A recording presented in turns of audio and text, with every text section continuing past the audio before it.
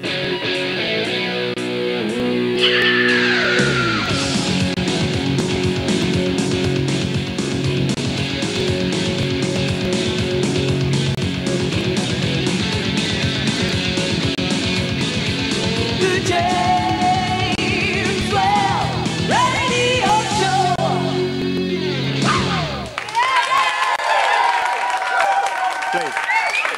ladies and gentlemen, here we are, late, please, late and live here on a Friday night, Saturday morning, and welcome to the show. Tonight we're going to delve into the judicial system in this country. We're going to find out whether or not the law works for you.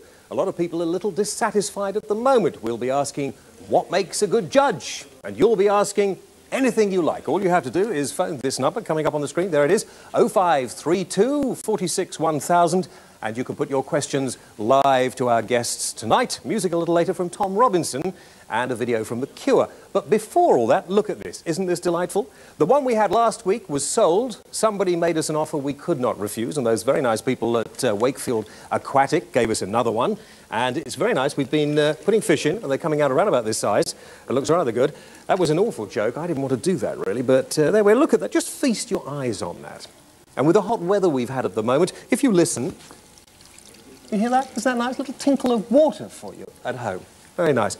Round of applause for the fountain, I think, ladies and gentlemen. Right. We have spent a long time this evening choosing the audience. We have 12 good men and true in our jury over here. And I'd like them to be upstanding now, if you don't mind, and welcome my first guest on the programme, a gentleman who hits the headlines himself regularly, and a man who doesn't mind speaking his mind. We hope that he will do this on the show tonight. Ladies and gentlemen, please would you welcome former Judge James Pickles!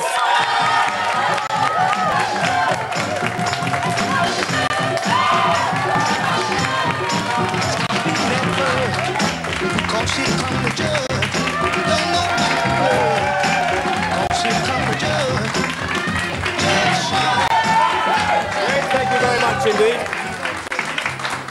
Now, it seems you are becoming this media megastar that I have read about. I don't know about megastar. Oh, I think you are. I think you are. Now, first of all, do I call you your worshipfulness or your honour? No. Call me James, and I'll call you James. OK, well, I'll call you Jimmy, because every time I read, people call you Jimmy, don't they? Well, the bar do. I don't know quite why. I was never called Jimmy at home, but the members of the bar, the judiciary, always call me that. And you call me that, certainly. Well, I will.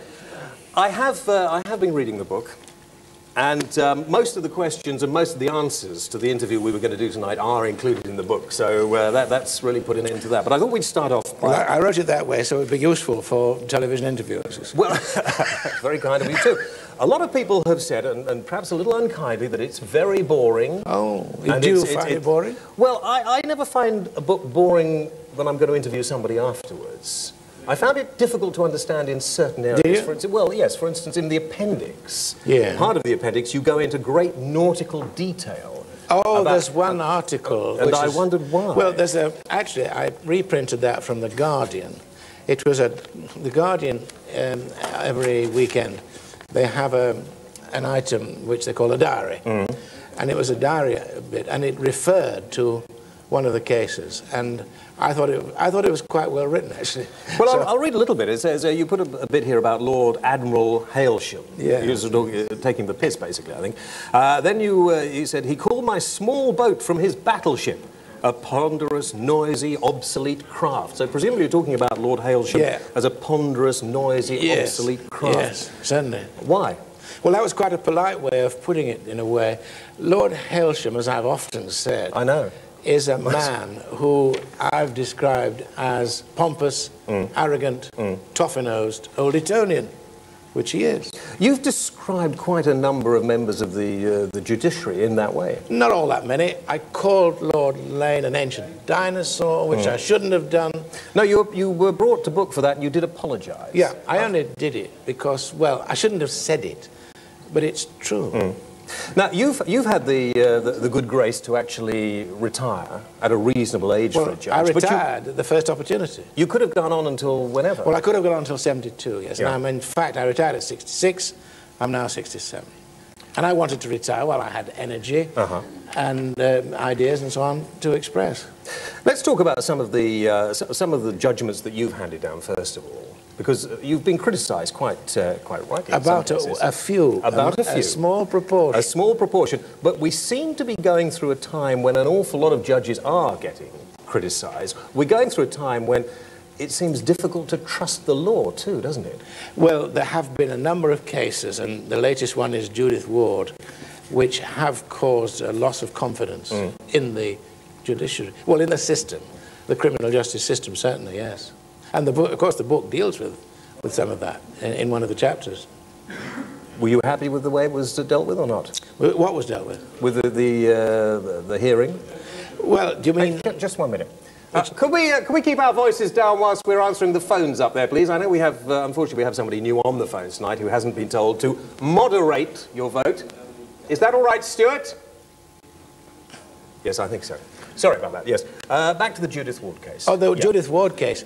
Well, we don't know the full story yet. The judgment hasn't been given, but it's very worrying because it appears that 18 years ago, when this unhappy woman was tried, a number of relevant matters were kept from the defense and the jury. And that's very disturbing. I mean, that shouldn't happen. I don't think it would happen today. But if it's true that, in effect, that woman was not guilty and there was material to indicate that, I mean, 18 years behind bars is a terrible thing, isn't it? Why is it that judges seem to be so out of touch? I mean, they seem to not know what ordinary life is like. Is that a fair criticism? Yes. Most of us, and I say us because I suppose I'm one of them, we're middle class, we come from conservative backgrounds, spell it with a small or a large C. We're not representative of the public as a whole. And it's very difficult for working class people to get to the bar and so eventually become a judge. You've got to have money and influence. Although eventually, if you are able, you'll make it if you're prepared to stick it out. I wasn't working class, my father was. I suppose I was middle class. One interesting thing you say in the book is you cannot recall any lawyers or judges proposing any reform unless it benefited themselves. Your average High Court judge, you say, fusses more over his coffee being 5 minutes late than over the 5 years the case is trying and has been delayed. Yes, well, that was a bit of an exaggeration, but there is a complacency, you see. High Court judges, on the whole, don't want to change anything. They don't want to look at the system critically. They're quite happy to go along, living a comfortable life. Although there are some very able, conscientious men amongst them. We're going to come back and talk some more, take some phone calls, all right? If you want to call Jimmy Pickles, I like that, it's good, isn't it? Want to call Jimmy Pickles, you can phone us now. Before we do that, Tom's on the show tonight. We've got a couple of numbers from Tom, the first of which is a Jacques Brel number. Jacques Brel called it La Bourgeois. Les Bourgeois. I've written it down, but my writing is so abysmal, it really is pretty awful. Tom's reworked it, and he calls it Yuppie Scum. Ladies and gentlemen, Tom Robinson.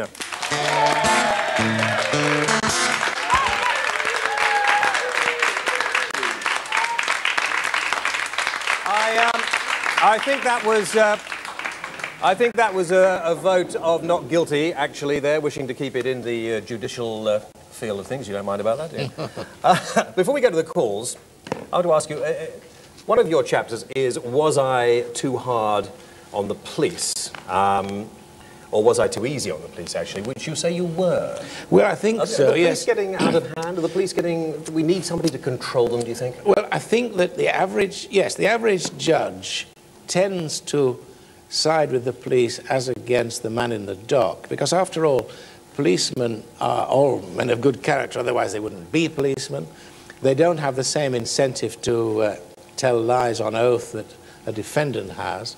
But of course we've learned... Are you saying that to me with a straight face? Or oh, yes. Oh, yes. Oh, yes. Just so I know. Of course. Yeah. Yes. Yeah. Of course. Everything I say is said seriously. Yeah. Sometimes a slight exaggeration.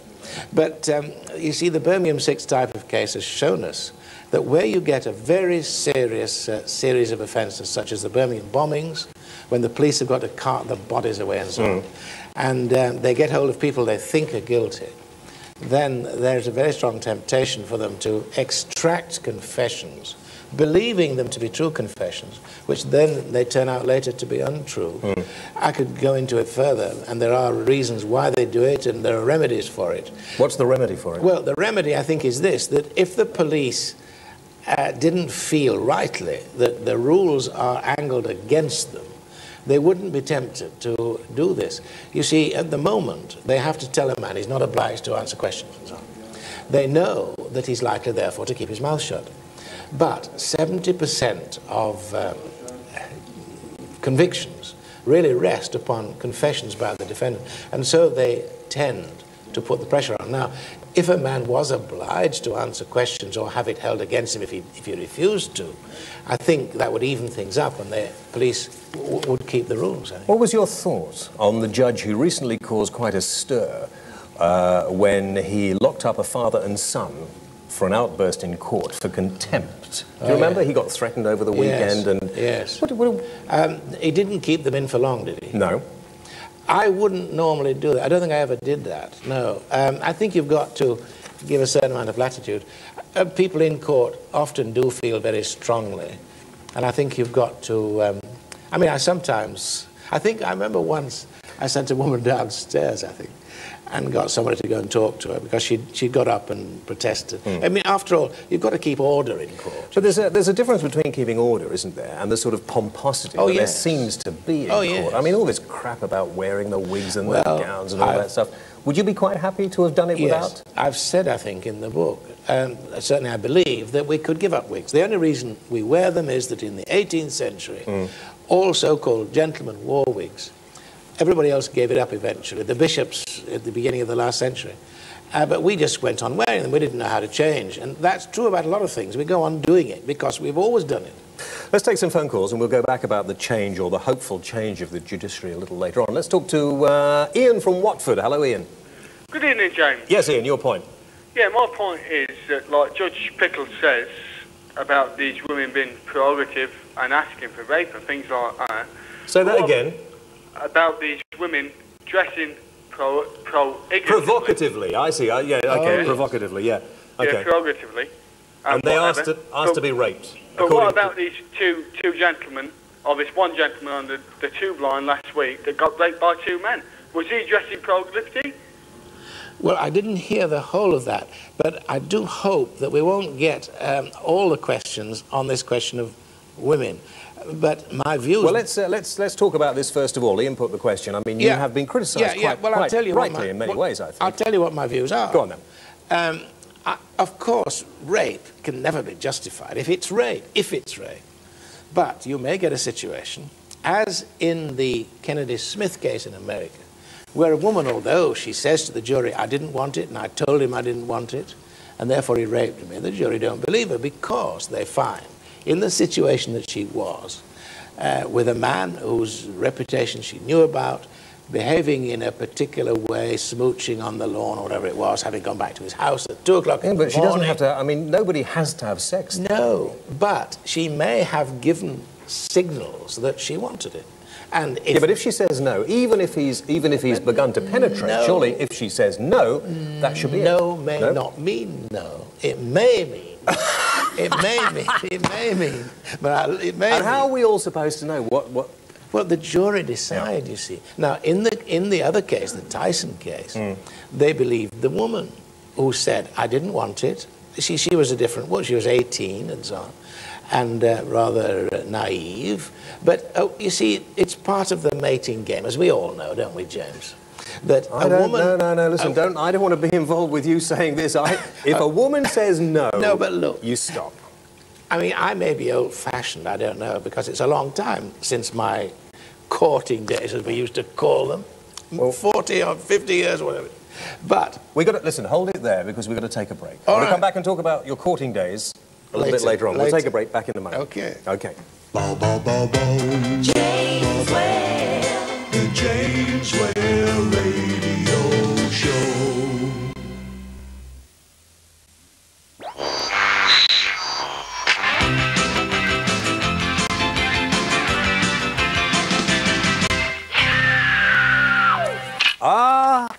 We're back. We're back. Lovely to see you. Now, I've moved over here to the other studio. We'll be back with Jimmy a little later and find out about his courting days. With me is Sally Cook. Now, Sally is a solicitor herself. Could be a judge. Could you be a judge? Or not? Why not?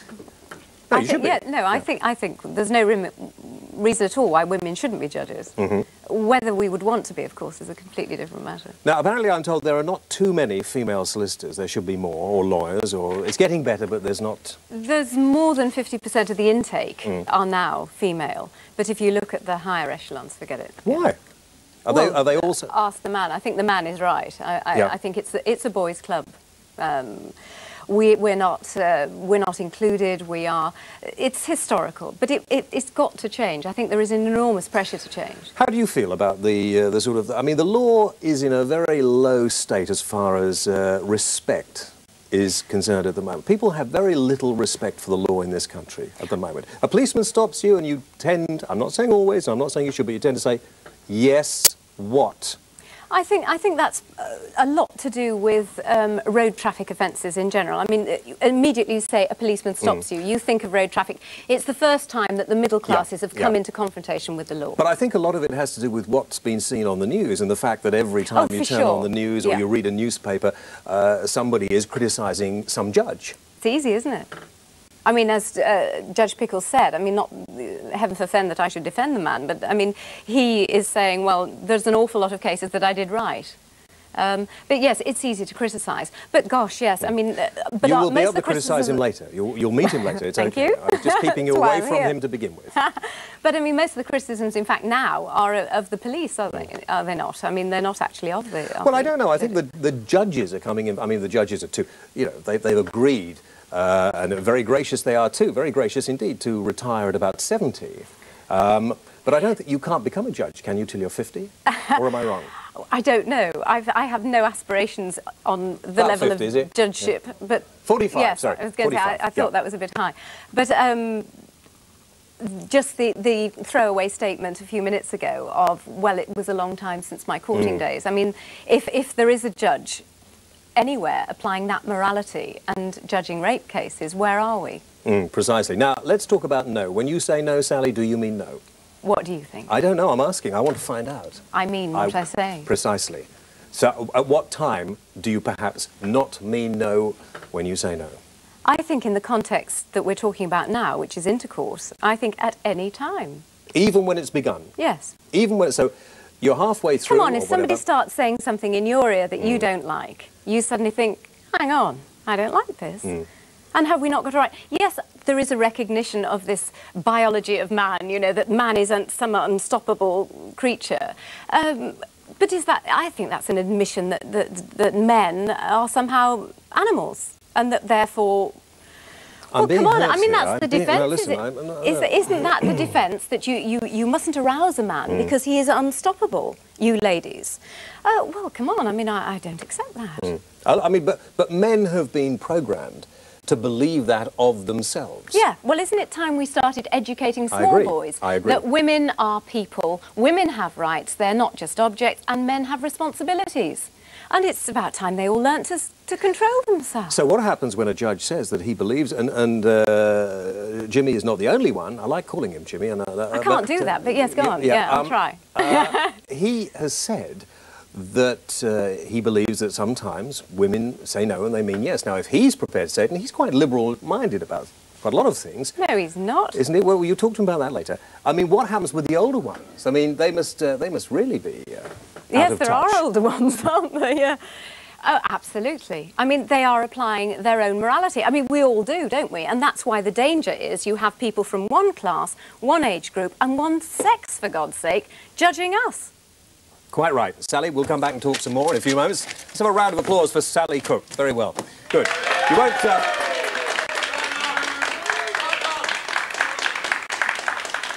There you are. I thought we were doing it the other way, but never mind. Right, time for a little music, I think. This is the new video from The Cure. I've only heard it once earlier on this evening, and I wasn't too struck on it, I must admit, but I am told it's going to be #1 fairly soon, so see what you think. Friday, I'm in love, The Cure.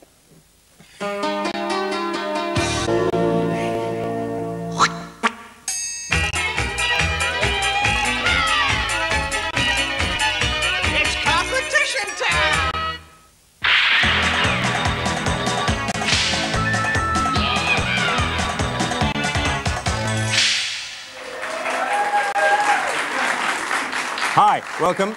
I always wanted to have him on the show. This is a very old time out. Found it on the floor up here. There we are. Look, Bob Monkhouse on the show. Not only Bob Monkhouse, that's enough, but also Noel Coward. We only get the big names on the programme tonight. That is Stuart. That is Stuart there. And he's the one with a loud voice. That's enough for Stuart. And the other one over there, Smiler. We call him Smiler. You see why now. We had loads of letters. Thank you very much indeed. Back to me, important part of the show. We had loads of letters. Thank you very much indeed for those. John from Lincolnshire says, I think that there are many thousands of people of both sexes that... Could you come down just a little bit? Is that okay? Can you kneel? Okay, kneel down there, because it's more easy if I feel on... Put it on the books. I'll feel better then. I think that there are many thousands of people of both sexes that think that self-masturbation is something unclean. You may remember we talked about this on last week's show. If more couples introduced it into their love-making, they would be surprised to find how fulfilling it really is. In fact, John from Lincolnshire says, my philosophy for life is, a wank a day keeps the doctor away. Now, a man who wishes to remain nameless reckons that masturbation must be 100% practiced, with the exception of nuns, monks and Morrissey. Shut up, Stuart. Now, let's go on. A complete change of tack, actually, here. Mr. G. Saville in South Yorkshire writes to let us know 3 years ago I discovered that plastic pants worn next to the skin can give pleasure to the body. Anyone else found this? If you have any views on plastic pants next to the skin, we'd like you to write in and let us know about that or anything else. The address is coming up on the screen. Thank you very much indeed. There we are, Wales Mail Care of Yorkshire Television, Leeds, LS31JS. Now, Mr. Saville did send these in. And very nice they are too. And what we're going to do is, I think we'll give them to Colin. He's the one with the laughing face. And Colin, I would like you to wear these. And next week, I want you to come back on the show, Colin, and tell me whether they did anything for you in the middle of the week. All right? Will you do that? Yeah. Good, good, fine. Now, a couple of weeks' time, before we carry on, a couple of weeks' time, we're having a live car boot show on the programme. I don't think there has ever been a live TV car boot show. And if you are a car boot sale nut, okay, you're one of those people who turns up every week and sells absolute crap, then we'd like you to get in touch with us, all right? It's a ticket-only show. You can't just turn up with your car and sell your junk. So if you'd like to come to our car boot sale, get in touch with us as soon as you can. Thank you for the letters. Keep them coming in. Competition time. You may remember Fleur. Apparently it wasn't fleur. We wanted you to tell us what the most original definition of the word fleur, Scots fleur, was, and it's pronounced flour, all right? Flour. It's pronounced flour. Howard Smith said it was the descriptive word for the sound made when chucking up 8 pints of beer in a Vindaloo. Terry Knoll thought it meant, let's get pissed and listen to the music. Very, very, very alternative. And Michelle Wilkinson believes that it's Irish, meaning to fart a lot. However, Ewan McWilliams disagrees. He says that when there are no seats left, you have to sit on the floor. Think about it. And finally, Valerie of Glasgow describes it succinctly as Celtic crap. So there we are. All our lucky winners have now pairs of tickets for the Flower on the 24th of May in Glasgow.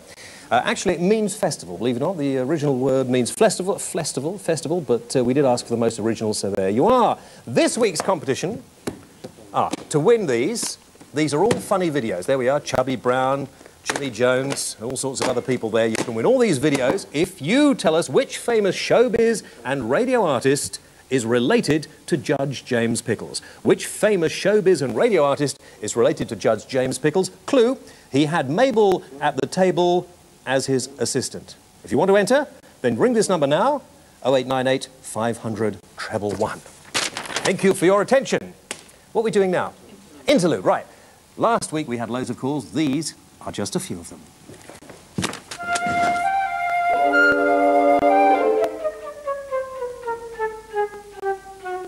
Orgasms are beautiful. Lovely, lovely, lovely. Lovely, lovely, lovely, lovely. James, I must say, this week's programme, it really destroyed me when I heard that a man has not got a G-spot.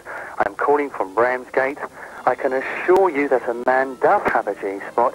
It's actually up his backside, about 2 inches up. You press in the stomach. If you put one hand on your stomach and the other 2 inches in, you will find it. I just think that guy John with the cerebral palsy and the guy who was interpreting for him, they were just brilliant. It's the best thing. It's the thing that's most touched me in years on any television. I mean, that's what television's about. And I think sex, by the way, is all about intimacy. And this going on about the orgasm, I mean, I think I'll give them the 2 pennies. I'd just like to say how absolutely wonderfully you handled the interview you've just done with the chap with cerebral palsy. And it's absolutely excellent that you brought that situation to light. James just watched your bit up with that guy John Williams. He is an inspiration, and certainly puts the shits up some of these arseholes that you have on the programme normally. I think if people think this show stinks, they shouldn't watch it. I love it, personally.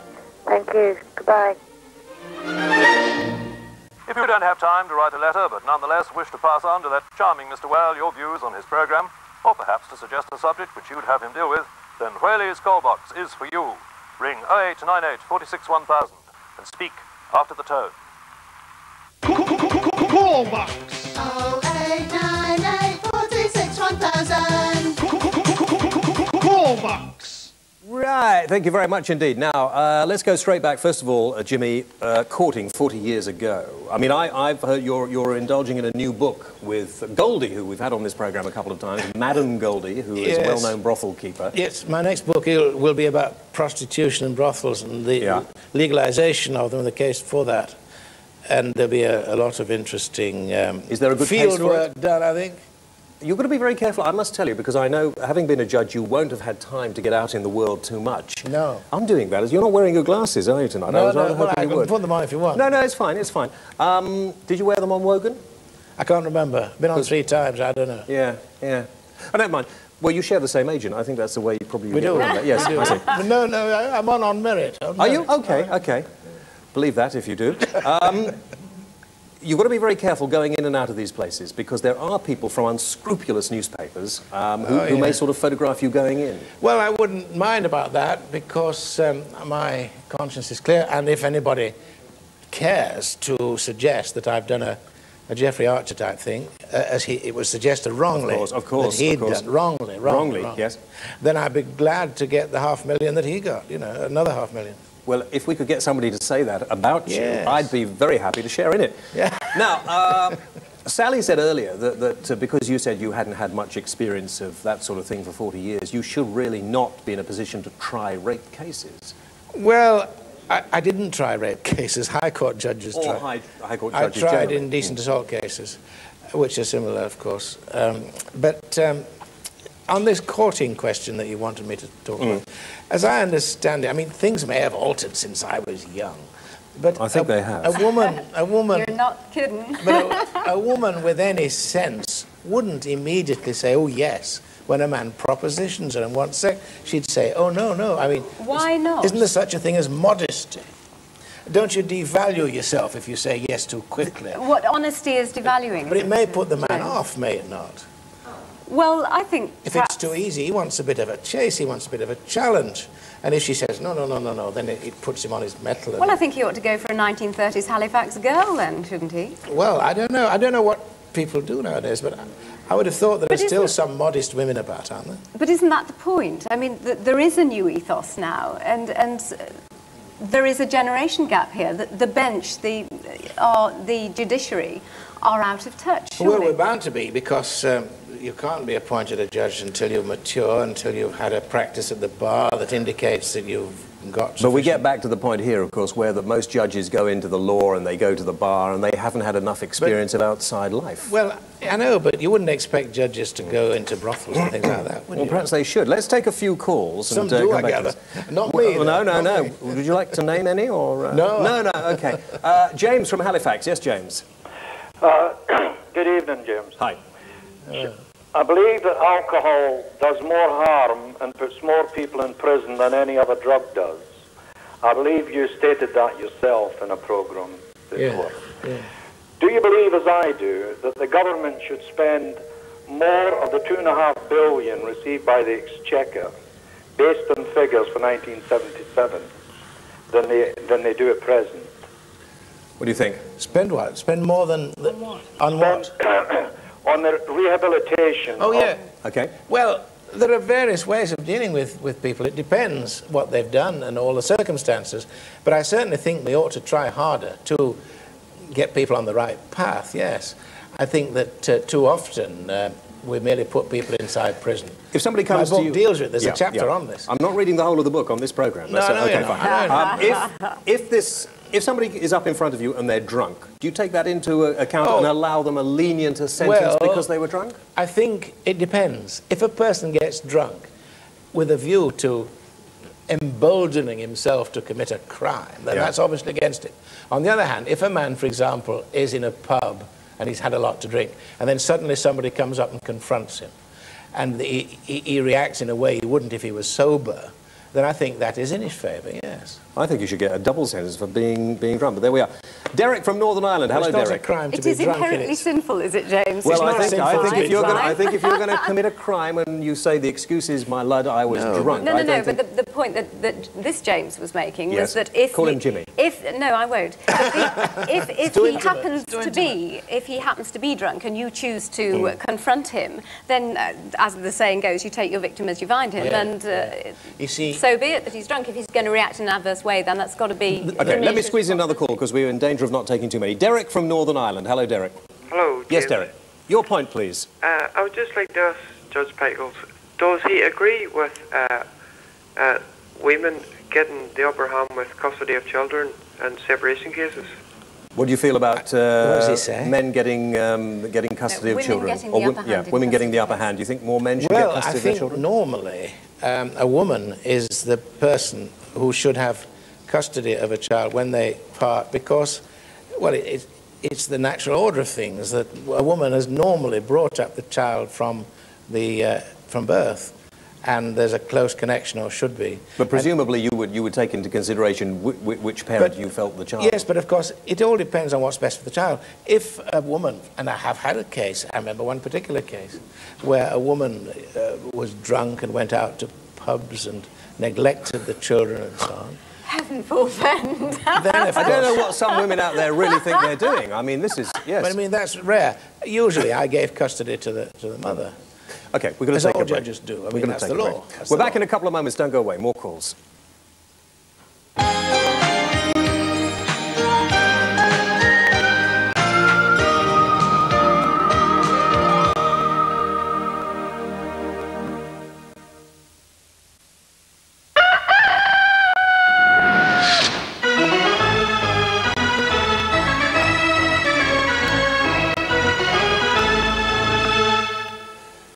Did you see EastEnders tonight or not? No, it was on last night, wasn't it? It was on last. I'm very worried about Willie because he snuffed it. I think that's very sad. Now, here's a song that really does have quite a lot to say about this fantastic boom time in which we are living. We are all benefiting greatly from these economic times, I think you will agree. Ladies and gentlemen, Tom Robinson and Boom Time!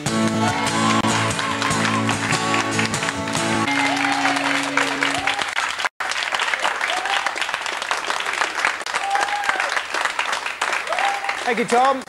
Come and join us over here. Tom, of course, a bit of a reactionary, so come and join us on the last part of the programme.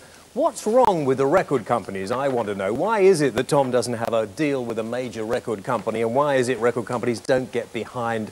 That's it, Tom, don't walk in front of the camera, around the other side, that's good. Why is it they don't... You know, I don't understand. I just do not understand them. Give it time, James, give it time. Yeah, I'll be after some of those record companies if it doesn't happen. Let's get to the calls. John from Lincoln. Hello, John. Good evening. Good morning. Speak to us, John, because we're running out of time. You'll pardon me. That's very polite for me if I rush you on. John, your point, please. In regard, Judge Pickles, in regard to the police, investigating police on complaints, what is your views?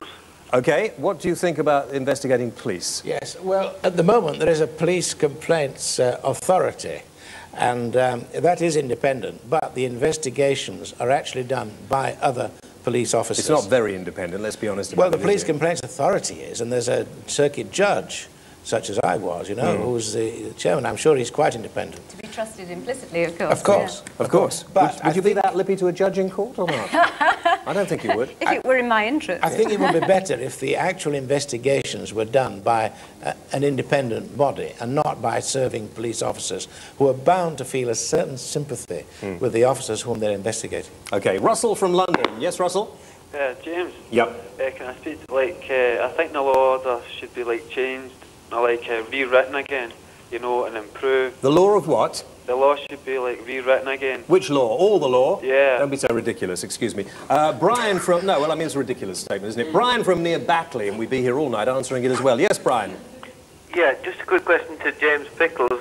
I happened to catch him earlier tonight on Through the Keyhole. And very good he was too. Thank you very much indeed, Brian. That's enough of that. Lewis from York. Hello, Lewis. Yes, hello. Is it Yes, Lord Lewis. Justice Goddard? Does he know him? I'm sure he does. Very well. Lord Justice Goddard? Well, Lord Goddard, who was Lord Chief Justice, has been dead 20 years at least, and I did appear before him. And he was very good, a robust judge who said what he thought, and I liked... Why did you appear before him? Well, because he presided... What was he up on? Yes, what? As counsel, he presided over the Court of Appeal, and I did cases by way of appeal. OK. Let's go to Paul from Birmingham. Hello, Paul.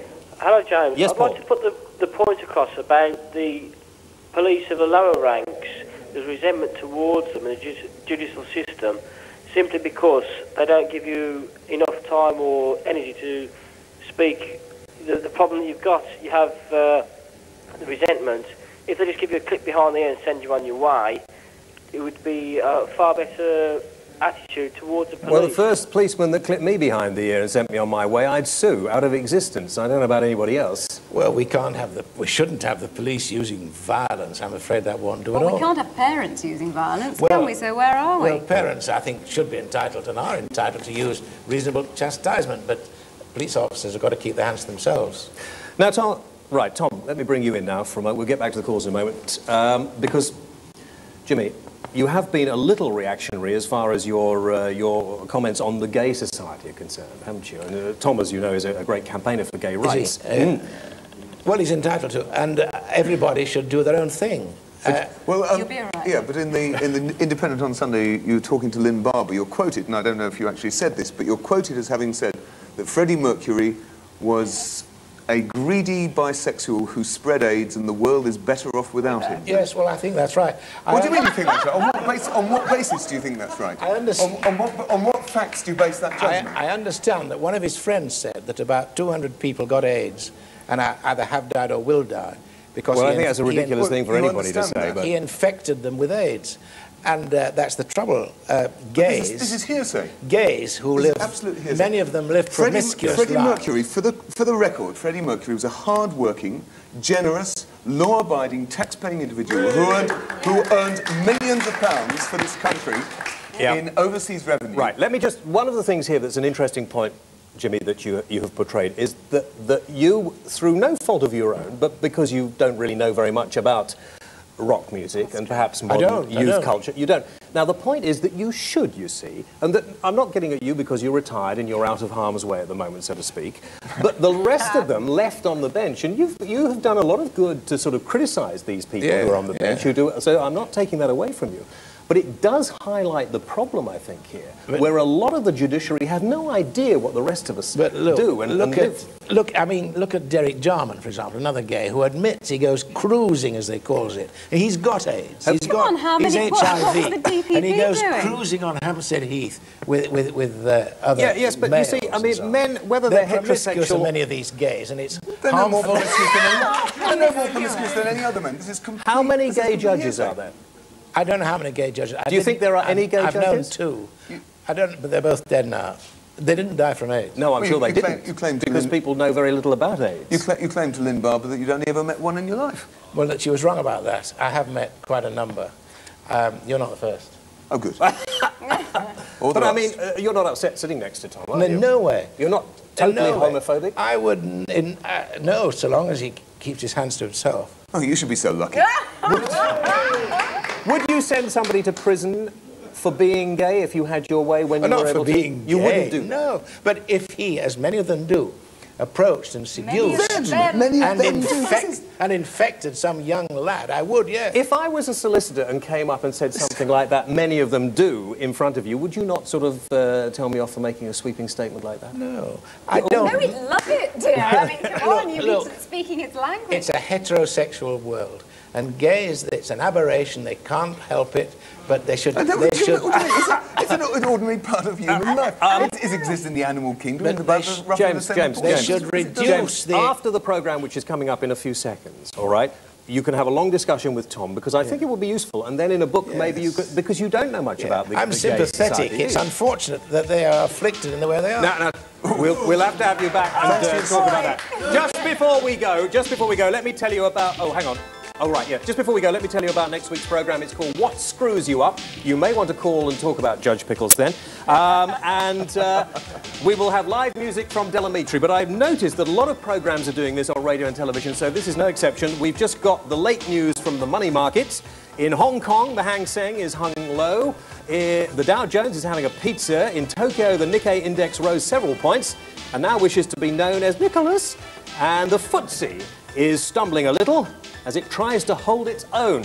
Oh, a quick piece of business news as well. Oil and Brent crude has just told us to piss off. That's it. Have a nice weekend. We're back next week. I didn't think that was very funny, actually.